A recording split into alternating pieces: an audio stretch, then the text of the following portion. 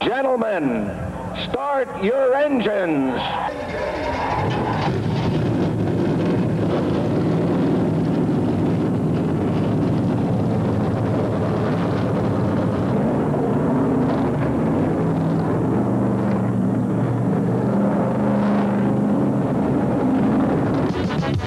From the North Carolina Motor Speedway in Rockingham, North Carolina, the Carolina 500. A presentation of SETN, the Special Events Television Network.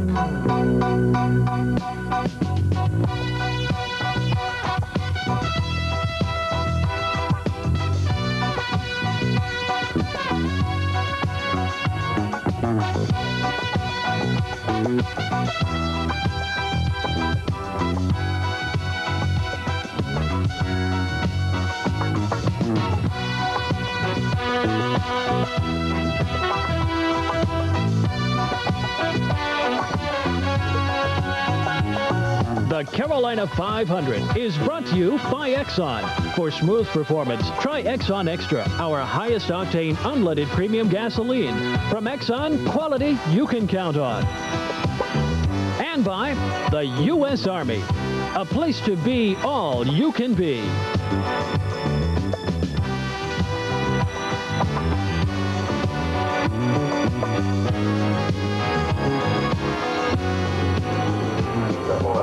Pit Road, race morning.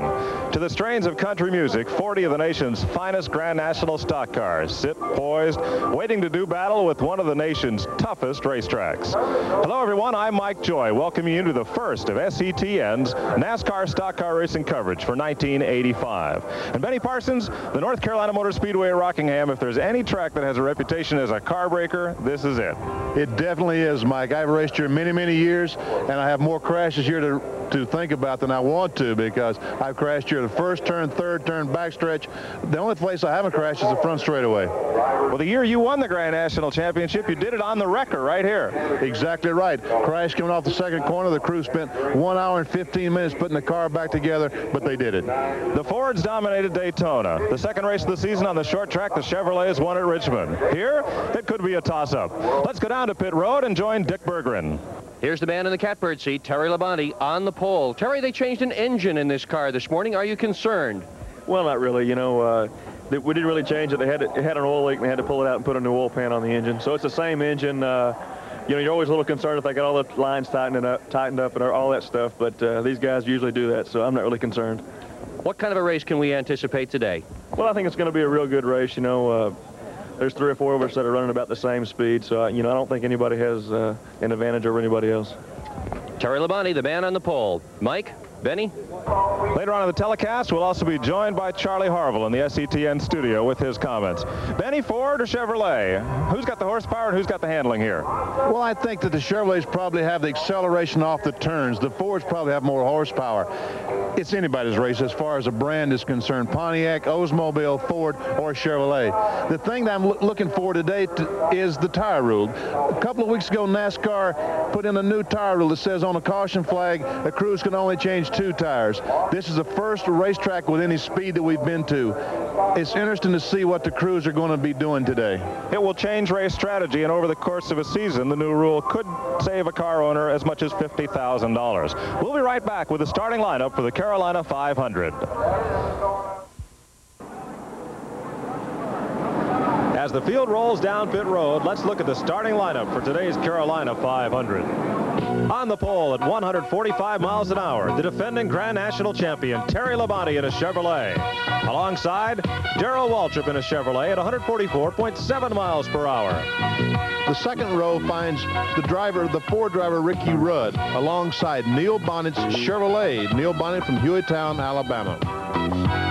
In row number 3, Jeff Bodine, the modified stock car race from New York State in a Chevrolet. And the Rookie of the Year, Rusty Wallace from St. Louis in a Pontiac. In row 4, we find the Bandit, Harry Gant from Taylorsville, North Carolina in a Chevrolet, alongside the second place finisher of the Daytona 500, Lake Speed in a Pontiac. Row number 5, the 1983 Grand National champion, Bobby Allison in a Buick. And Kyle Petty, the third-generation stock car driver, driving for the famed Wood Brothers in a Ford. A take one is on the field. They get the green flag next time by. Row 6 finds Dale Earnhardt Chevrolet alongside Ron Bouchard's Buick. In row 7, we have Richard Petty in the famous Pontiac alongside the Daytona 500 winner Bill Elliott. 2 Fords in row number 8 for Cale Yarborough and rookie Ken Schrader. Dick Brooks in a Petty Enterprises Ford and Joe Ruttman Chevrolet, row 9. Row 10, Lenny Pond, Petersburg, Virginia, in a Chevrolet alongside Tim Richmond from Ashland, Ohio's Pontiac. Row 11, Trevor Boyce from Calgary, Alberta, and Bobby Hillen Jr. from Odessa, Texas. Dave Marcus from Wisconsin in an Oldsmobile, and Greg Sachs from New York in a Chevrolet is row 12. In 13, Phil Parsons Chevrolet in the Oldsmobile of Buddy Baker. Row 14 is Morgan Shepherd and J.D. McDuffie. Row 15 from Colorado, Clark Dwyer, and from Texas, Eddie Burschwall. Jimmy Means in row number 16 with Bobby Walwick, a Pontiac and a Buick. In row 17, Buddy Arrington's Dodge and Slick Johnson in a Ford. In row 18, we find Mike Potter from Johnson City, Tennessee, and Ronnie Thomas, Christiansburg, Virginia. Row 19 is Jimmy Southard from Georgia and John Edwards from Lake Wylie, South Carolina. And the last row, Rick Newsom Chevrolet and the Chrysler of Maurice Randall. The field bunches up in the back straightaway. We're going racing right after this. 500 miles of racing, 492 laps around the North Carolina Motor Speedway await these 40 drivers. As the pace car starts its left turn onto pit road, the field addresses itself to the starting line, and with a drop of the green flag, the Carolina 500's underway. And Terry Labonte wastes no time in making it a one-groove racetrack in turn 1. He's out in the lead. And Darrell Waltrip wasted no time getting on the bottom. This is a one-groove racetrack, particularly early on, Mike, and you got to get on the bottom. As you can see, the cars going down the back straightaway, almost all in a single line. Waltrip in second. Ricky Rudd in the Ford is third. Waltrip's teammate Neil Bonnet is fourth. Fifth is Jeff Bodine. In sixth, Rusty Wallace, last year's Rookie of the Year. Wallace looking to the inside on Bodine. That battle back for fifth spot as they go into turn number 1. Bodine holds on to the position. Terry Labonte looks real good, Mike. He's pulling away about 10, 12 car length lead right now. Labonte on the pole at 145 miles per hour. Dale Inman, who won so many races as crew chief for Richard Petty over 22 years, is the mastermind in the Labonte pit. That has been an excellent combination, Terry Labonte and Dale Inman. Dale Inman brings so much to the party. As you said, 22 years as a crew chief for Richard Petty. And Terry Labonte, 27 years old. Oh, there's a smoker. That is Rick Newsom out of Lake Wylie, South Carolina, dropping quite a plume of smoke. Newsom in the back straightaway as the leaders come past the start-finish line. The smoke didn't look too bad. It looked like maybe a valve cover gasket or some problem on Rick Newsom's car. I was mentioning a moment ago, Terry Labonte is a very young driver, Mike. He's only 27 years old and 4 or 5 years experience in Grand National. He desperately needs the expertise of a Dale Inman. Jeff Bodine has slipped back to the 9th spot. That allows Lake Speed and Harry Gant to move up a notch in the running order. Field back to turn 1, and already they're beginning to lap some of the slower cars. You notice most of the field single file. Everybody wants to stay right on the bottom of the racetrack. And that's the way it's going to be, particularly the first 100 miles, because nobody's going to wander around the outside groove and get hung out to dry. Or when they get out there, all that line of cars is going to go right by them. Kyle Petty has now moved underneath Jeff Bodine. Bodine continuing to slide back in the field from his 5th starting spot. But Darrell Waltrip hasn't slid back. He's gained on Terry Labonte. A moment ago, Terry had 12 car lengths. Right now, Darrell is just a couple of car lengths away. They're putting a lap on Morgan Shepherd driving the Dick Bear car out of Oxford, Maine, as the front 4 enjoys a bit of advantage over the rest of the field. Labonte, Waltrip, Rudd, and Bonnet. The first 4 cars. An even dozen lined up in that first draft, separated by a few car lengths from the rest of the pack. That front 4 looks awfully even, Mike. It's really hard to tell at this point in the race who has an advantage, if anyone. Behind them, Lake Speed, Rusty Wallace, Harry Gant, trying to gain ground on the 4 leaders.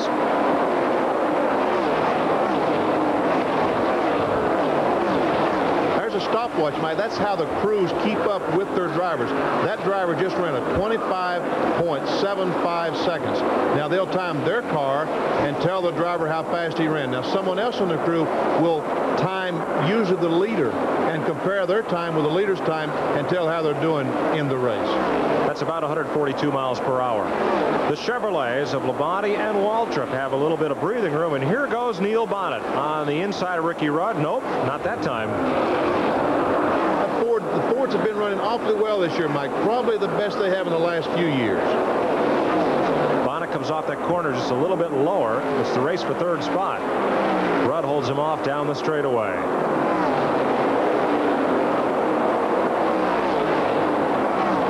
Still lap traffic a factor as they come off turn 4. And quickly they're back into 1. The North Carolina Motor Speedway a mile around as we look at Dale Inman, crew chief on Terry Labonte's car. Now there's a discussion going on in Terry Labonte's pit right now. NASCAR officials have intercepted the word from Darrell Waltrip that says Labonte is putting some kind of liquid on the windshield. Waltrip claims Labonte is losing some sort of fluid. The crew now very concerned. They're watching the situation as well. Well, as Dick Berggren points out, somebody is dropping something on the racetrack, and would it be to a psychological advantage for Waltrip to claim that it's Labonte? Well, I'm sure it would be, because he certainly would like to get the 44 car to go in the pits to check and make sure that he doesn't have any fluid leaking.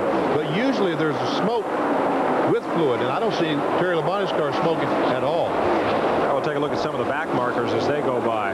It's like when it starts raining on the racetrack, the fella in second place will always say the track's okay to race on, whereas the guy in the lead will always say, let's throw the caution, it's raining. That's right. Well, we don't have to worry about rain today. Beautiful day here at Rockingham. Temperature in the 70s, unseasonably warm, clear skies. Great day for racing. And look at the lead that Labonte and Waltrip have now pulled out over the rest of the field. That's what happens when these cars run into the traffic, the slower cars, the back markers. On the bottom of the racetrack, Mike, the groove is down there, and that's where the slower cars are running. And when these fast cars have to go by them on the outside, it hurts their time terribly. Leaders pulling up on Buddy Arrington's Dodge as Dale Earnhardt snuck a look under Kyle Petty. Neil Bonnet's taken the third spot from Ricky Rudd, and right behind Rudd you see Lake Speed and Rusty Wallace. With a mile track, you're apt to have traffic just about all the way around. All the way around the racetrack. And the corners here are fairly long, fairly short straightaways, fairly long corners. So, and that's the problem that you have with the slower cars is in the turns. You see that car on the outside, Ricky Rudd, when he goes up past Buddy Arrington, how much slower he had to go just to pass him on the outside. That allowed third place Neil Bonnet to pull away a bit from the battle for fourth. On the left of your screen, Ricky Rudd. Dead center is Lake Speed, and on the right there, Rusty Wallace. They're about to be joined by Harry Gant, and making a four-way battle for that spot. Behind Gant, Ron Bouchard, Dale Earnhardt, Kyle Petty, Cale Yarborough, and Richard Petty. Looked like Cale Yarborough had a little vision of passing Kyle Petty there just a moment ago, but he didn't quite make it going into turn 3. There they go down the front straightaway. Yarborough did not qualify well, started in 15th position. That's his car number 28, sandwiched between the Pettys, son Kyle on the left and father Richard on the right. Don't you know Kyle Petty really feels well outrunning Cale Yarborough and Richard Petty? Kyle now driving for the Wood brothers, Glenn and Leonard out of Stewart, Virginia. One of the top rides on the circuit. Carrying a new number. It's the first time, I believe, ever that they're not running the famed number 21. There's a NASCAR official talking to the engine man on Terry Labonte's car, Kenny Wilson, and Kenny's telling him it can't be our car. Oh, no, that's not our car leaking. You don't have to hear the conversation to know what he's telling him. Exactly. Waltrip draws a bead on Labonte. He's closed right to within a car length as they lap by Clark Dwyer and the Elmo Langley Ford. And here goes Waltrip looking on the outside. He's got visions of getting by. Oh, he thought he would catch Waltrip in behind the slow cars that time, but Terry was not up for that. Well, there's a pack of them. Mike Potter, Maurice Randall. And now Waltrip looks to the low side as they pull up on Rick Newsom. And Harry Gant's moved up behind Neil Bonnet's car. He's up to 4th spot right now. Gannett has gone past Ricky Rudd to run 4. Off the corner and on the high side by Bonnet is there, and Waltrip wants the lead at the start-finish line. Labonte drag races him down at turn number 1, but he's got to leave some room on the bottom of the racetrack. Right behind them, the race for third. Bonnet in car number 12. Here comes Gant on the inside. They move past Buddy Arrington, and Arrington goes way to the inside to give room. Harry Gant, when Darrell Waltrip ran up behind Buddy Arrington and slowed him down for just a moment getting off the corner, Harry Gant accelerated right past Neil Bonnet. It was a good opportunity, and Gant took full advantage of it. He's now the third-place car behind Labonte and Waltrip. He kicks Bonnet back to fourth, while Ricky Rudd continues to run in the 5th position. It looked like Terry Labonte was going to drive away early on in the race, but right now there's several cars that's right up there, just a few car lengths behind him. A lot of smoke out of Ken Schrader's car. Looks like he's hand grenaded the Junie Donlevy Ford. Oh, that looks bad. No, that's water and oil all out the exhaust pipes. And caution is on the Speedway for the first time today. What happens is when the engines blow like that, they put fluid on the racetrack, and it's really too slippery for the cars to run at the racing speed. We'll follow Terry Labonte's pit stop with Dick Berggren on pit road. Well, here's Labonte in for his stop. They're just adjusting the rear end of the car. That's just a suspension adjustment. Nobody's looking under the hood. Nobody is checking for the alleged leak. Well, there they go now, looking underneath, trying to find any sort of indication of leakage. Nothing on the ground, and there goes Labonte. While the field makes pit stops, why don't we take one too? We'll be right back to Rockingham. Getting set for the restart, Harry Gant was the first car off pit road. Darrell Waltrip, Neil Bonnet, Terry Labonte, Ricky Rudd, and Dale Earnhardt lead them down to the green flag. Then Lake Speed, Bill Elliott, and Ron Bouchard. To turn 1, and Gant steps out with a handsome lead. Wow, did he drive away from on that restart? With the new NASCAR rule, each team was allowed to take on only 2 tires under the caution. Prior to today, they would have gone for a full 4-tire change. And since this was the first stop of the day, they all changed right side tires. Crew chiefs now getting a look at those tires and seeing how they're wearing to help them plot their race strategy as this one wears on. Everybody's still running right at the bottom of the racetrack. Right at the bottom of the racetrack. Now then, Mike, if the next pit stop, if it should be on a green flag, all these cars will probably have to change 4 tires. Here comes Waltrip stomping back toward the front and the lead. He's pulled right up on Gant's bumper as they go down the front straightaway, and we see smoke momentarily from the Phil Parsons car. Gant, Waltrip, and Bonnet, the front 3.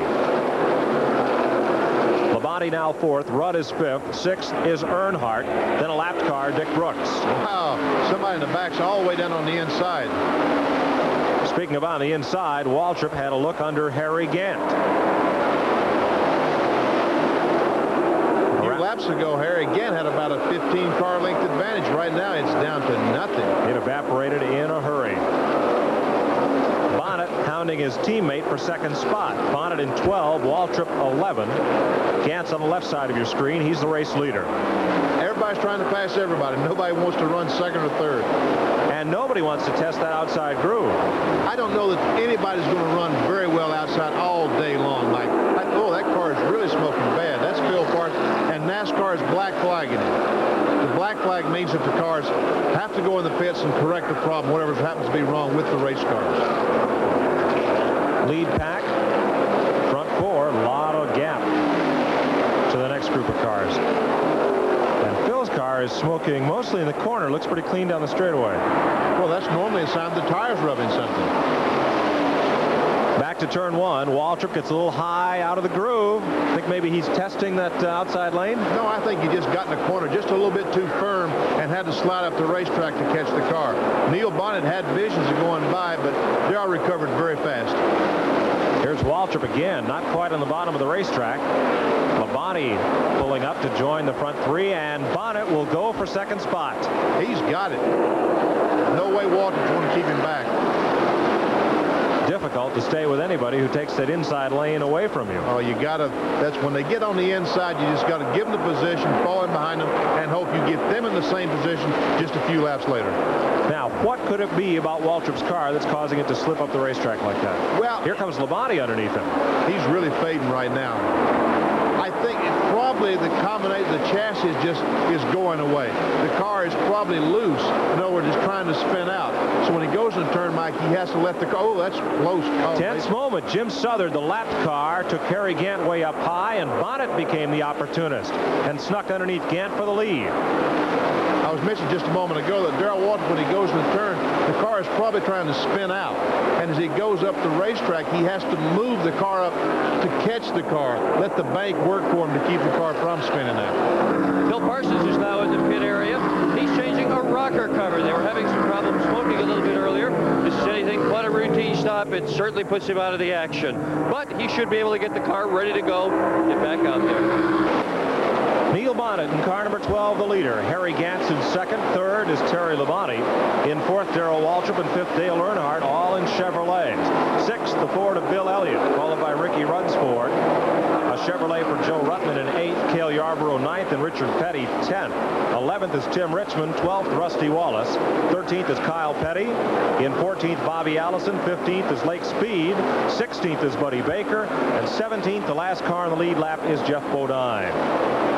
Bonnet's got his act together right now. Harry Gant can't do too much with him. Labonte. Yeah, I was going to say Terry Labonte. Harry Gant has his hands full of Terry Labonte. There's Bobby Allison making an unscheduled pit stop. And the hood is going up. Not a good sign. As Gary Nelson and the engine man, Robert Yates, in the black jacket, take a look underneath. Speaking of underneath, here is Harry Gant trying to get underneath Neil Bonnet. And he's got the room down in turn one. He's got him. There's no way Bonnet can keep. Look at this, side by side down the back straightaway. Neil got a good run off the corner out of that top lane, but when they get to the end of the straightaway. I thought Neil Bonnet was going to test the outside groove for a moment, Mike, but he didn't do it. Now he's going to try Harry back on the inside. Bonnet got his left wheels down on the track apron for just an instant as they come past the start-finish line. Labonte is right there. Waltrip continuing to backslide. It's now a three-car battle for the front spot. And a good battle at that. Three cars very evenly matched. Harry Gant, the leader, lost last fall's race here at Rockingham in probably the last 100 feet. Here comes Labonte.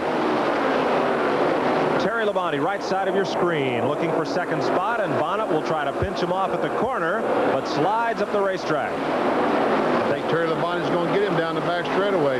Yes. Well, you open that door, somebody's going to walk through it. Exactly. There goes Labonte. He's now the runner-up. Labonte started on the pole with Darrell Waltrip on the outside.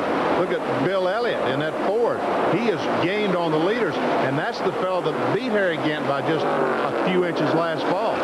Elliott, perhaps the sleeper in this field, started way back in 14th position. Bobby Allison is behind pit wall. This is a green flag pit stop, not a routine stop at all. They have got the air cleaner off, but they're working on the ignition system. At this moment, the distributor's out of the car. They're preparing to put another one in. It's Gary Nelson, formerly the crew chief, now working to get it in. This is going to be a long, long stop for Bobby Allison. A very disappointing day here at Rockingham. He is the defending champion in this event. While Allison sits on pit road, here's the battle for third spot. Bill Elliott, car number 9, the Ford, the winner of the Daytona 500, working on Neil Bonnet. I thought Bonnet was going to dive in the... No. Bill Elliott drives on the bottom of the racetrack, and Bonnet just can't do anything about it. He's got the spot, I think. And neither of the Junior Johnson cars are sticking to the bottom of the racetrack. No, they're both going up the hill. And I think both of them are probably a little bit too loose right now. Oh, in the wall, that's Rick Newsom. And he has stuffed it pretty well. And that'll bring out the caution, and it will bring everyone to pit road. Gant, Labonte, Elliott, Bonnet, and Dale Earnhardt. Gant slid the left front tire a moment ago as he made that pit stop, and they're changing the right side. He may have a trouble with that left front. It just might be flat spotted where it slid on pit road. Under the new NASCAR rule, if they come back to the pits to change another tire, it's a 2-lap penalty. Harry Gant leads the field off pit road, and we'll be right back to the North Carolina Motor Speedway.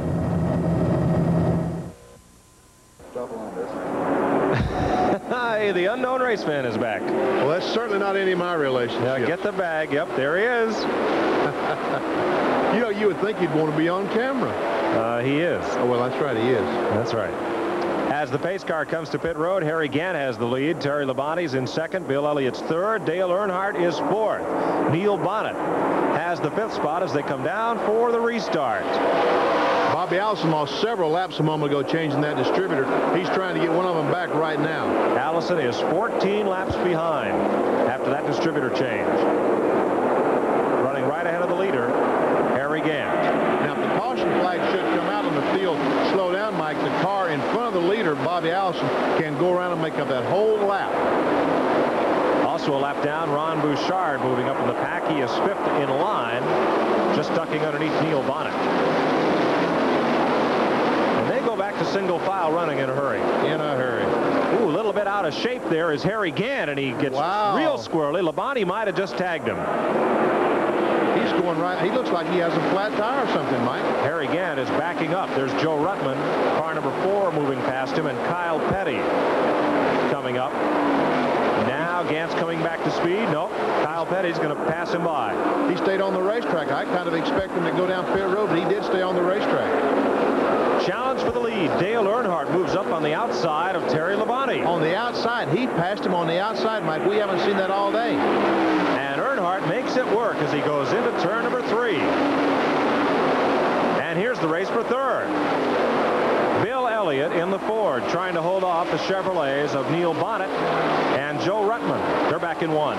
Ron Bouchard is alongside Terry Labonte in turn 1, and Neil Bonnet drives up beside Bill Elliott coming off the second corner. The white car on the right side of your screen is Bouchard. He's 1 lap down, trying to get back on the lead lap, and he drives underneath Labonte, while Neil Bonnet takes the third spot from Elliott.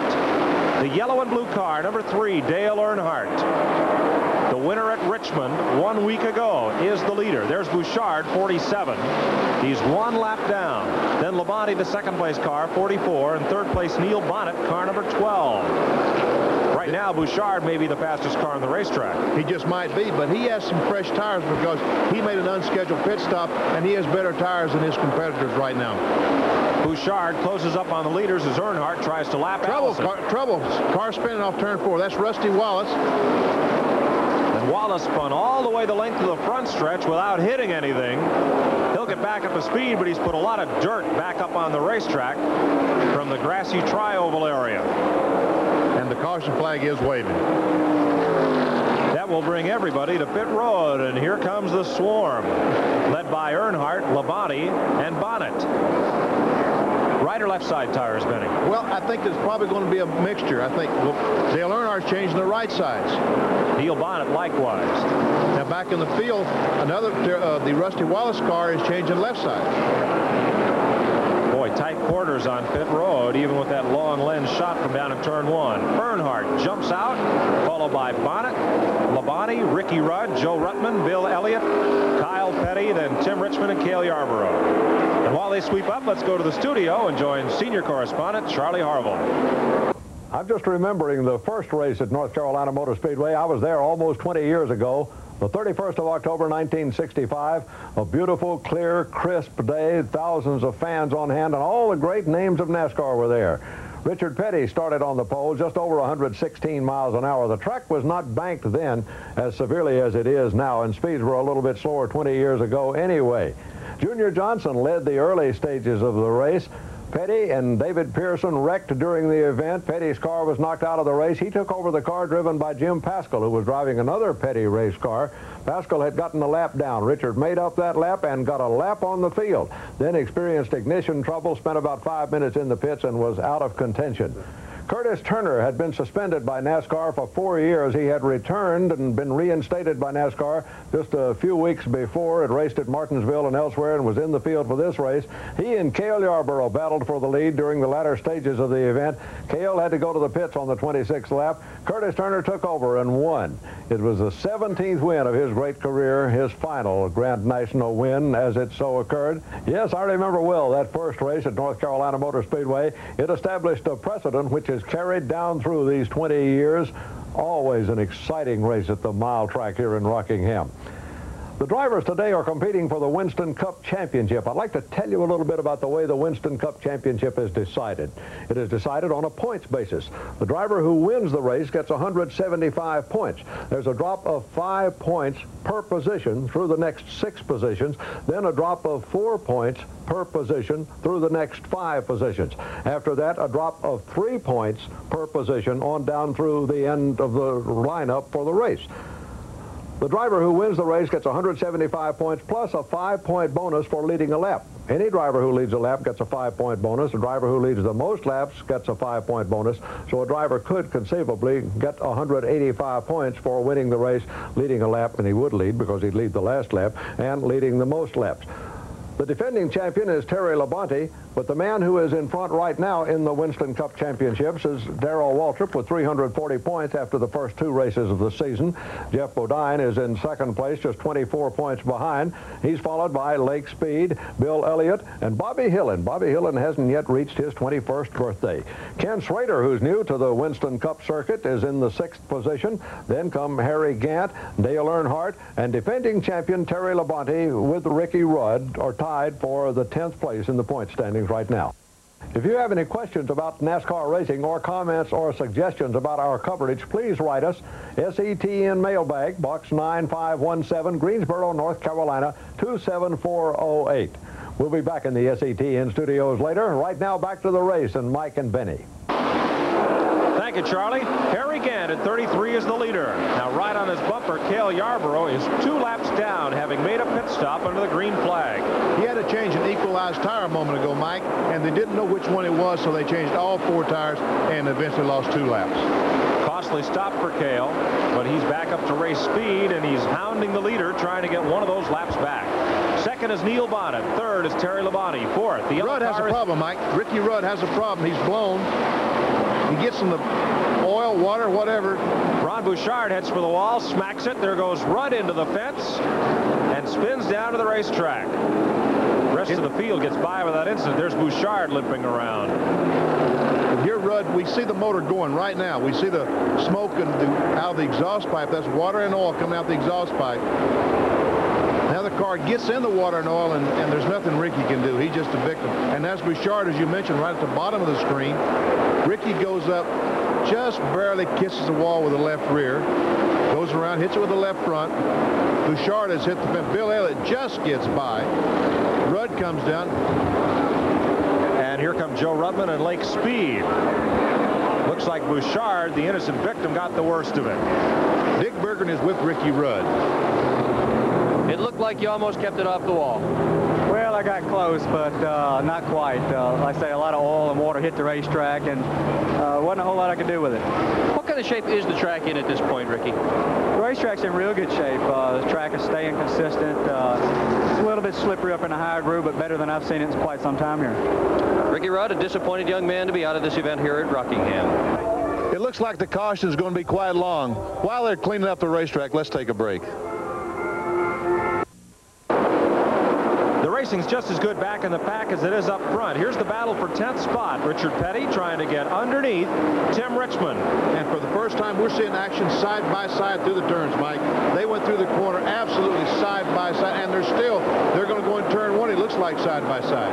Right behind them, Dave Marcus is 1 lap off the pace, but then Buddy Baker, the 12th place car, and they are still 2 abreast. They made it through the turns side by side, and Richard Petty almost lost it coming off the second one, and just lost it enough he had to fall behind Tim Richmond. So Petty back at 11th. Richmond can't keep his car low on the racetrack, and here comes Petty once again. He's back alongside of him. Petty underneath Tim Richmond for 10th spot. Baker moves up around Marcus. He'll be right there to challenge in a moment. Richmond seems to have that high groove figured out. He gets around the racetrack awfully well up there. This time Petty came off the corner in good shape, and he puts a bumper in front of Richmond. Here's Buddy Baker right there to challenge. Looked like Baker wanted to split the middle there for just a second. Baker in an Oldsmobile, Petty and Richmond driving Pontiacs. They take it back to turn 1. And they're still side by side. What's this? 4 or 5 laps at least side by side these cars are racing. Good battle for the 10th position. They lap by Jim Southard's car. And And now Baker wants the inside. Petty and Richmond slip up high, and they're 3 abreast for a moment. And there's Marcus alongside Tim Richmond. And Petty just sneaks back in line. So Baker will come out of that one with 10th place. Petty's 11th, and Richmond drops to 12th. That's a pretty good move on Buddy Baker's part. Very timely. Marcus stays right with him to mix it up a bit. And here's the 5th place car on pit road. Dale Earnhardt is on pit road. This is not a scheduled pit stop. They have been having problems with this car. Problems under the hood. They've got one cylinder down. They were hoping to take this stop under the yellow flag, but all they're going to manage to do is change the inside tires and send him back off again. He's down to 7 cylinders. Yesterday in the Union 76 Rockingham pit crew competition, Dale Earnhardt's crew won the competition, and here is the winning pit stop. The crew goes around. The jack goes under. The right sides are being changed. Now the tire carrier sets the tires down. He runs back across the wall. As soon as he gets across the wall, another man comes across and starts taking the lug nuts off the left side. The jack goes back around, and now the crew is changing the left side tires while the man is adding the gasoline. Dave Smith is the jack man. Horace Simpson, the tire carrier. Will Lynn changes the rear tire, while crew chief Kurt Shelmerdine changes the front. Barney Boyd fills it up with gas, and Aaron Dudley is the gas overflow catcher. And in 28.898 seconds, they set a new world record for a 4-tire change. And won $5,000 for the trouble. Back to race action. This battle is for 7th spot. Richard Petty, car number 43, is 7th. Cale Yarborough is 8th. They are both 1 lap down to the car at the left side of your screen. Harry Gant, the race leader. Harry's looking awfully good right now. One of the biggest leads we've seen all day. Car seems to be running well. He's driving well. Bill Elliott's in trouble. He's hit the wall in turn 1, Mike. Elliott just hit it a ton. Almost the same thing that happened to him in turn 4 at Richmond, Virginia 1 week ago. Look at the damage to the right side of that car as he limps around, and they're racing back to the start-finish line for the caution flag. Cale and Richards trying to get a lap back. If they can pass Harry Gant before they get to start-finish line, each of them will get a lap back. Off turn 4, back to the flag, and Gant will keep both Petty and Yarborough 1 lap behind. And what a heartbreaker for Elliott. He won the Daytona 500, sitting on top of the world. Won the richest prize in stock car racing in the last 2 weeks. It's all come to grief. Boy, he has really torn up that race car. About 1 more week like this, and he'll spend all that money he won in Daytona. Elliott puts his car on pit road, as does the rest of the field. They'll try and make repairs, but the jackman, Butch Stevens, just threw down the pit board in disgust, and the Elliott team does not look pleased. Harry Gant is the first car off pit road. He's the leader as we're under the caution flag. It's unbelievable that Bill Elliott had destroyed a car 2 weeks in a row. The Carolina 500 continues on SETN right after these messages. Neil Bonnet's Budweiser Chevrolet number 12 leads the Piedmont Airlines Monte Carlo of Terry Labonte, the Skoal Bandit Chevrolet of Harry Gant, and the Nationwide Auto Parts Pontiac of Lake Speed. Harold Kinder just gave the signal. 10 laps to go. There's only 10 laps left in this race. And right now, between those first 4 cars, it's anybody's race. Neil Bonnet, who hasn't won in over a year. Terry Labonte, wanting to flex his muscle, is defending champion. Harry Gant, who got snookered here last October, 100 feet from the finish line. Let's take a look at that finish. This is exactly the way it looked last fall with Harry Gant and Bill Elliott taking the white flag. 1 lap to go. They go in turn 1 almost side by side. Come off turn 2. Harry gets a little bit of jump off turn 2. Goes down the back straightaway in front. Goes in turn 3. Lets the car drift up the racetrack just a little bit. Bill Elliott seizes the opportunity, drives inside of him. Then as they come off turn 4, it looks like Harry Gant has the race won. But all of a sudden, the front straightaway is D-shaped, and the low side being the fastest way around the racetrack, Bill Elliott, as you are going to see, beats him by about 2 feet. That's how close it was. That has got to be playing in Gant's mind as he sits in second spot behind Neil Bonnet. Third is Labonte. Fourth is Speed with 5 laps to go. Fifth is Kyle Petty. He's 1 lap off the pace. Anybody can win this thing right now. Neil Bonnet looks pretty good. Harry Gant, who knows? He's been able to pass, and so has Terry Labonte. Terry Labonte today has led the most laps of any car. He has been the most consistent car all day. Bonnet leads this group in career victories with 13 and 9 runner-up finishes. Labonte, a 4-time winner, 13 times in second place. And Gant, 6 Grand National wins, but he's the perennial bridesmaid, 19 runner-up finishes. 3.5 laps to go, and the closer they get, the closer Harry Gant gets to Neil Bonnet's car. He's right on his rear bumper right now. Like a dog chasing a mailman, there is Gant all over the back of Bonnet's car. Gant has the room on the low side in turn 1. He's on the inside. It looks like he's going to take him. Bonnet, though, has the edge in the backstretch. But Harry has the famous position we've talked about, and he gets him going in turn. Oh, Bonnet just turned in front of Terry Labonte. Might have just chewed off a piece of the right front corner of Labonte's Chevrolet. Off turn 4. 2 laps to go. Gant has the lead, but does he have the race won? I don't know. Lap car. Bonnet, no opportunity to move. And Neil, he's got to watch Harry Gant, but he's got to watch that mirror, too. Or he's going to lose second place. That's exactly right. Harry's running a fine line right now, right on the bottom of the racetrack. Gant's the leader. He is 1 lap away from going to victory lane. Neil Bonnet is on his bumper. Terry Labonte and Lake Speed are right there. Harry hung right on the bottom of the racetrack through turns 1 and 2. Neil Bonnet got a little bit high. Back straightaway, and it looks like Gant all the way. He's got the advantage. He really does. He gets up a little bit too high in turn 3. Here comes Bonnet. Gant comes down to the bottom, and they touch. Gant gets a little out of shape. He's on the outside, but here comes Bonnet. It is too close to call. I have no idea. Too close to call. Bonnet's momentum carried him ahead of Gant into turn 1. Here they are. Gant's way up high on the racetrack, and he tries to come down on Neil Bonnet. He tries to close off the inside, but Bonnet gets his car alongside. He just pushes Harry up the racetrack. See, he's got the right front up against the left rear quarter panel, and that's pushing the Skull Bandit up the racetrack.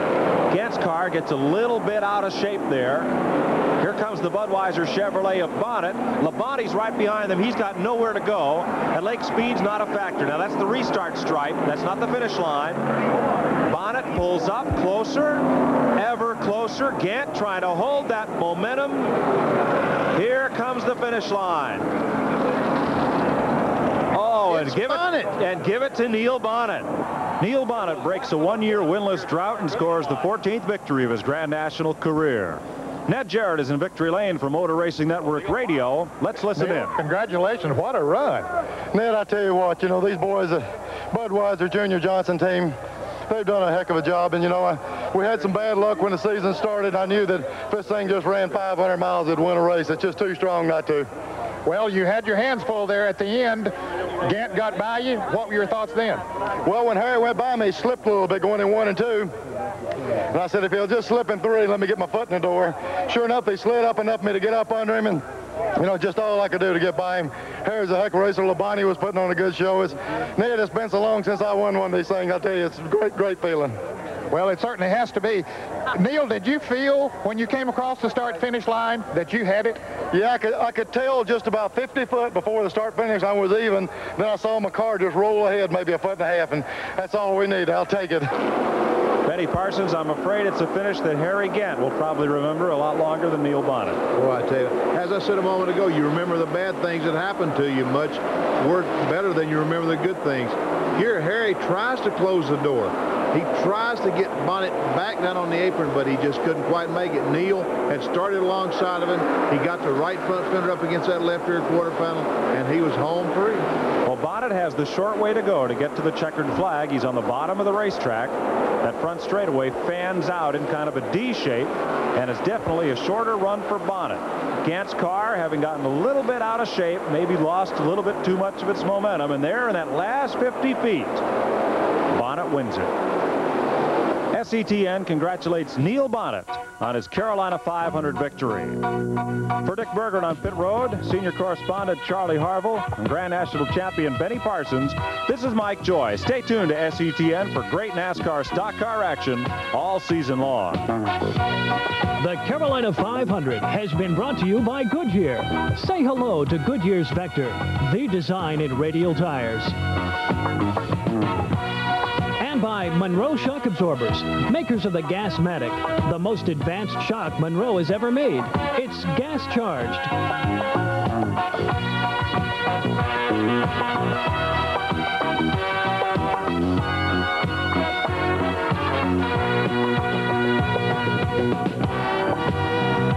The executive producer of SCTN is Jim Wigglesworth. The operations director is John R. Lewis.